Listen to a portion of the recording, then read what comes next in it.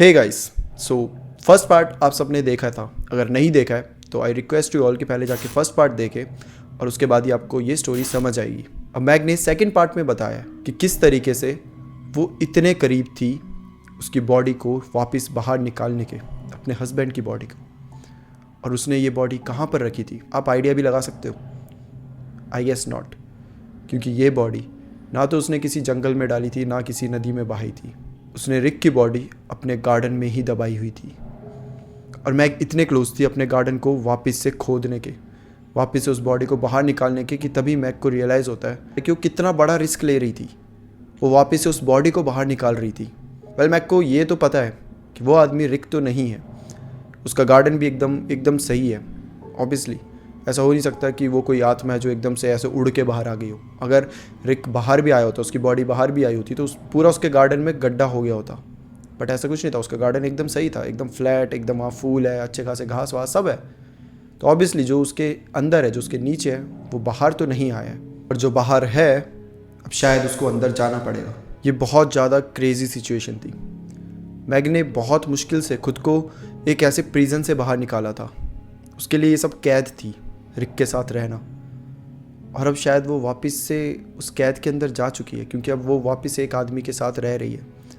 Although mag का ये भी बताना है कि वो ऑलमोस्ट उस आदमी के साथ रहने के लिए तैयार हो गई थी।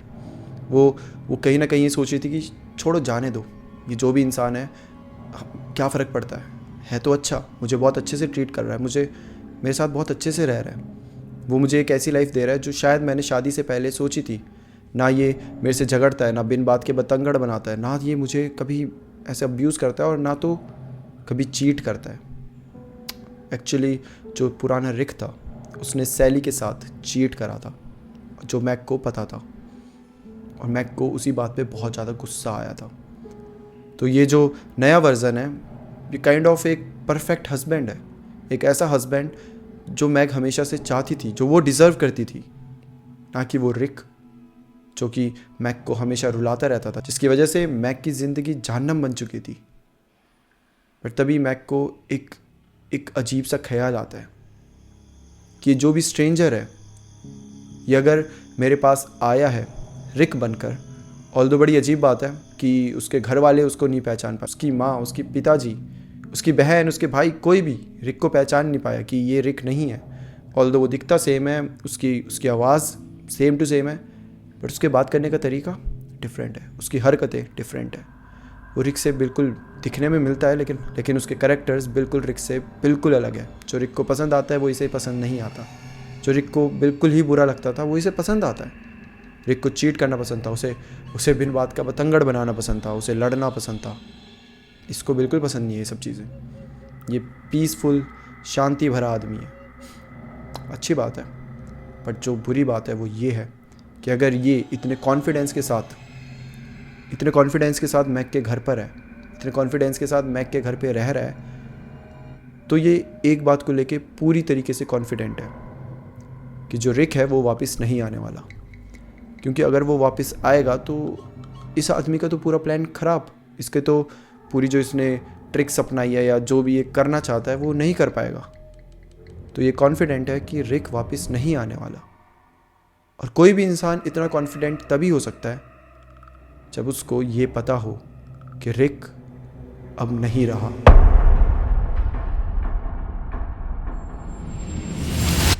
क्योंकि इस पूरे गांव में एक चीज़ जो सबको पता है वो सिर्फ ये थी कि रिक गायब था। इन 6 महीनों में किसी को ये नहीं था कि रिक मर चुका है या कुछ भी।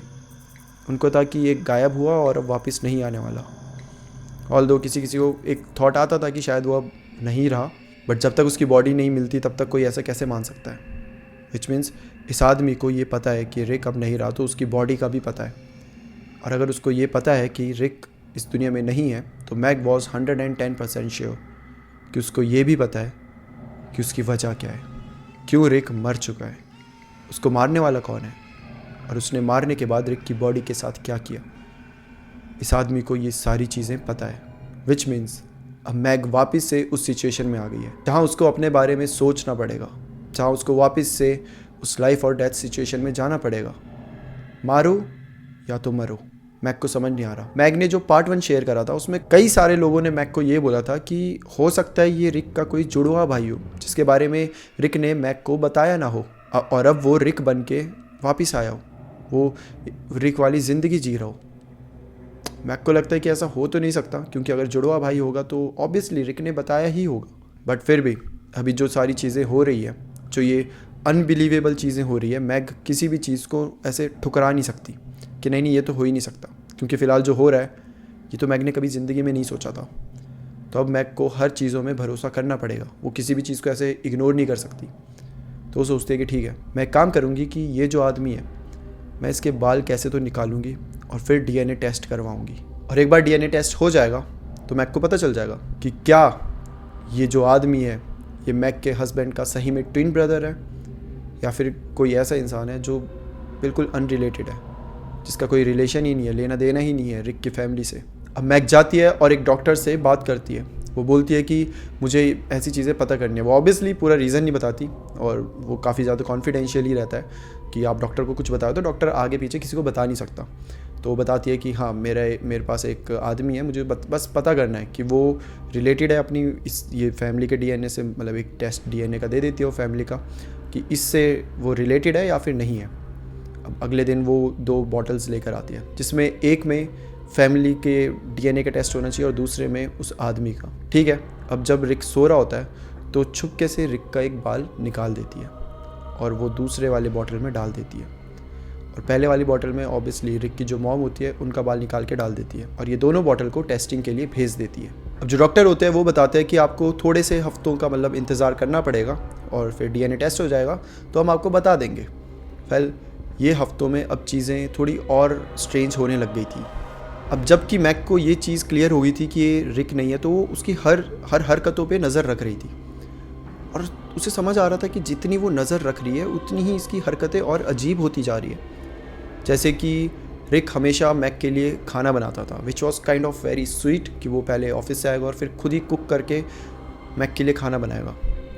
बट एक चीज़ मैग ने नोटिस करी कि वो खाना तो बनाता था और मैग उसे खाती भी थी, बहुत बहुत टेस्टी होता था, सब कुछ सही था, लेकिन रिक खुद वो खाना नहीं खाता था। ऐसा लगता था कि वो मतलब अगर कोई नॉर्मल इंसान मान लो जितना खाना खाता है, रिक उसका 1/3 भी नहीं खाता था। बहुत हल्का सा 2-4 स्पून्स खाएगा और बोलेगा बस मेरा हो गया, जो कि खुद में बहुत अजीब बात थी। रिक कभी भी ऐसे स्नैक्स नहीं खाता था, मतलब आप पूरे दिन पड़े हुए हो तो चिप्स ये छोटी मोटी चीज़ें यहाँ वहाँ से फ्रूट्स खा लिए, बट रिक कुछ भी नहीं खाता था। इनफैक्ट वो तो पानी भी नहीं पीता था पूरे 2 दिन तक। मैग ने उस पर नज़र रखी थी कि आखिर ये करता क्या है, खाता क्या है, पीता क्या है, लेकिन रिक कुछ भी नहीं खा रहा, कुछ भी नहीं पी रहा, और उसकी बॉडी बिल्कुल नॉर्मल फंक्शन कर रही है, जो कि ह्यूमनली पॉसिबल नहीं है। आपको हर टाइम खाने की ज़रूरत पड़ती है, पानी की ज़रूरत पड़ती है, वरना बहुत दिक्कतें आती है। बट रिक के साथ ऐसा कुछ भी नहीं हो रहा था। ना वो लंच करता, ना वो डिनर करता, और ब्रेकफास्ट के लिए भी कुछ भी नहीं लेकर जाता था। तो ये कैसे पॉसिबल है?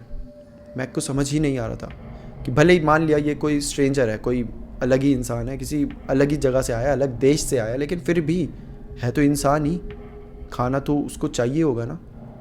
बट रिक के साथ ऐसा कुछ भी नहीं था। और सबसे अजीब बात एक और थी कि जब मैग नॉर्मली जो वॉशरूम होता है उसका वो साफ़ कर रही होती है तो सारी चीज़ें निकालती है बाहर, और उसमें उसको मिलता है रिक का ट्रिमर, जो कि पूरी तरीके से कूड़े से भरा था, मतलब कूड़े के बीच में ही था वो, क्योंकि ये ट्रिमर लास्ट टाइम 6-7 महीने पहले यूज़ हुआ था, जब वो पुराना वाला रिक होता था, और तब से ये कूड़े दानी में ही पड़ा हुआ है। मतलब कूड़ा नहीं बोलोगे, बट ये अनयूज्ड है पिछले 6 महीने से, और पूरी तरीके से धूल से भरा हुआ है, विच मीन्स कि ये जो नया वाला रिक है इसने ट्रिमिंग ही नहीं करी है। ये पिछले 1.5-2 हफ्तों से मैग के साथ रह रहा है, और उसकी जो बियर्ड है उसने ट्रिम ही नहीं करी है, बट स्टिल उसकी बियर्ड एकदम ऐसी है कि ऐसा लगता है जैसे वो रोज़ ट्रिम करता हो। और जितना मैग को याद है, जो पुराना वाला रिक होता था ना, वो हर हफ्ते 2 बार ट्रिम करता था। वरना ये तो कॉमन सेंस है कि अगर 2 हफ्तों से बियर्ड ट्रिम नहीं करोगे तो आपकी बियर्ड बढ़ेगी। बट ये इंसान जो है, इसके साथ ऐसा कुछ भी नहीं है। कुछ तो बहुत अजीब है इसके साथ, जो कि मैग को समझ ही नहीं आ रहा। और सिर्फ यही बात नहीं थी, अब जो रिक की जो स्टेयर करने की आदत थी वो और ज़्यादा बढ़ने लगी थी। पहले वो सिर्फ रात को ऐसे घूरता रहता था, अजीब तरीके से देखता रहता था, अजीब तरीके से स्माइल करता था मैग को देखकर। बट अब मैग नोटिस कर रही है कि चाहे सुबह हो, चाहे दिन हो, चाहे रात हो, रिक उसे बस स्टेयर करता रहता है और हंसता रहता है। और जब मैग एकदम से उसे ऐसे देख लेती है और पूछती है कि क्या हुआ, एकदम से ऐसे अपना सर घुमा लेगा और हंसने लग जाएगा और वो बस ऐसे हंसते हंसते इग्नोर कर देगा। बट मैग को ये बहुत अजीब लग रहा था कि कोई भी आदमी आपको 24 घंटे ऐसे स्टेयर करता रहे, छुप छुप के देखता रहे। आप किचन में हो, आप किचन में काम कर रही हो, तो ऐसे सोफे में बैठ के सिर्फ उसे देख रहा है। जब वो मुड़ के देखती है तो बस ऐसे ऐसे हरकतें करता है जैसे वो पकड़ा गया और फिर वहाँ से चला जाता है। This was creepy. मैग को कुछ समझ ही नहीं आ रहा था कि वो क्या करे, क्या एक्सपेक्ट करे, क्या सोचे। वो बस डीएनए के सहारे बैठी हुई थी कि जिस दिन डीएनए टेस्ट्स आएंगे वो उसके बाद ही सोच पाएगी कि आखिर करना क्या है। एंड देन एक दिन डीएनए टेस्ट आ जाते हैं, उसके मेल में आते हैं। मैग जल्दी से अपने मेल को ओपन करती है और इससे पहले रिक वापस आए ऑफिस से, वो जल्दी से मेल पढ़ना शुरू करती है और वो देखना चाहती थी कि आखिर क्या आएगा रिजल्ट में, क्या ये सही में हमारे किसी फैमिली का हिस्सा है या फिर नहीं। जब वो मेल ओपन करती है तो वहाँ पे जो टेस्ट होते हैं वो देख के मैग हिल जाती है, क्योंकि डीएनए टेस्ट देखने के बाद मैग तो सोच रही थी कि शायद उसको आंसर्स मिलेंगे, उसके पास जितने भी क्वेश्चंस हैं उन सब के आंसर्स मिलेंगे। बट डीएनए टेस्ट पढ़ने के बाद उसके दिमाग में और ज़्यादा क्वेश्चंस आ जाते हैं। तो 2 टेस्ट आए हुए थे। पहला ये बताने की कि जो तुमने बोला है कि तुम्हारे रिलेटिव से ये रिलेट करता है कि नहीं, उसके बारे में। और जो दूसरा टेस्ट था वो ये बताना था कि ये किस रीजन का है, ये कितने साल का है, ये सब उसमें बताते हैं। तो जो पहला टेस्ट था वो जब उसे खोलती है तो उसमें लिखा हुआ आता है कि आपको अगर ये डीएनए टेस्ट चाहिए तो आपको ढंग से बाल भेजना पड़ेगा। मतलब अगर जो रूट्स होते हैं वो भी चाहिए साथ में, ताकि डीएनए अच्छे से टेस्ट कर पाए। तो आपको एक और सैंपल भेजना पड़ेगा क्योंकि इससे कुछ समझ नहीं आ रहा है। और ये बात बड़ी अजीब थी क्योंकि मैग ने उसने पूरा चेक करा था। ये बाल ऐसा नहीं था कि ऊपर से ही कट के आ गया है, मतलब ऐसा होता है ना कि आपके बाल आधे काट दिए तो उससे आपका डीएनए टेस्ट नहीं पता चलता, आपको पूरा रूट के साथ वो उखाड़ना पड़ता है। लेकिन जब मैग ने वो बाल निकाला था तो रूट के साथ ही निकाला था प्रॉपर तरीके से, उस मतलब डीएनए टेस्ट के लिए वो प्रॉपर था। बट डीएनए टेस्ट में क्या आया कि नहीं, ये बाल अच्छे से नहीं आया तो आप फिर से भेज दीजिए ये वो करके। बट इससे ज़्यादा शॉकिंग ये था जो उसने सेकंड टेस्ट में पढ़ा था। जब वो सेकंड टेस्ट ओपन करती है तो जहाँ पर उसके बारे में पूरी इन्फॉर्मेशन आनी चाहिए थी, हर चीज़ आनी चाहिए थी कि ये इतने साल का है, ये इसकी हाइट, ये वेट, ये मतलब हर चीज़, ये कहाँ से रिलेट करता है, सब कुछ, ये सब हटाकर एक सिर्फ प्लेन कागज़ था जिसमें बोल्ड लेटर्स में लिखा हुआ था अननोन। उसमें ये लिखा हुआ था, according to the DNA test this man has no relatives, no family, no ancestors, no biological connections near or distant, and that should be impossible, right? How can a person exist without any kind of relation, and how can he come from nowhere? अब mag type करके ये सारी चीज़ें उस doctor को पूछने लग रही है, मतलब वो अभी टाइप करे जा रही है। उसने मल्टीपल टैब्स खोले हुए हैं, हर जगह वो सर्च कर चुकी है कि ऐसा कैसे हो सकता है, कोई भी आदमी बिना डीएनए टेस्ट, मतलब ऐसे अननोन आइडेंटिटी के साथ कैसे रह सकता है। उसे कुछ समझ नहीं आ रहा, वो बस मल्टीपल टैब्स खोल के सर्च भी कर रही है, इस साइड डॉक्टर को मेल का रिवर्ट बैक भी कर रही है कि तभी उसको एक आवाज़ सुनाई देती है, मैग बहुत ज़ोर से चिल्लाने की। और ये आवाज़ कोई और नहीं बल्कि रिक की थी। रिक जो कि अभी तक ऑफिस में था, अब वो घर में आ चुका था और शायद वो मैग के पीछे ही खड़ा है। और जिस तरीके से उसने मैग चिल्लाकर बोला था, ये फर्स्ट टाइम था रिक के वापस आने के बाद कि वो इतने गुस्से में था। उसकी आवाज़ से ही पता चल रहा था कि आज तो कुछ होने वाला है। मैग सिर्फ ये सोच रही है कि वो अगर इस टाइम वापस भी आ गया तो ऐसा कैसे हो सकता है कि मैग को पता ही ना चला हो। 2 डोर हैं इनके पास अंदर आने के, एक गार्डन के और एक घर का मेन गेट। और जब ये खुलते हैं ना तो प्रॉपर एक आवाज़ आती है ज़ोर से।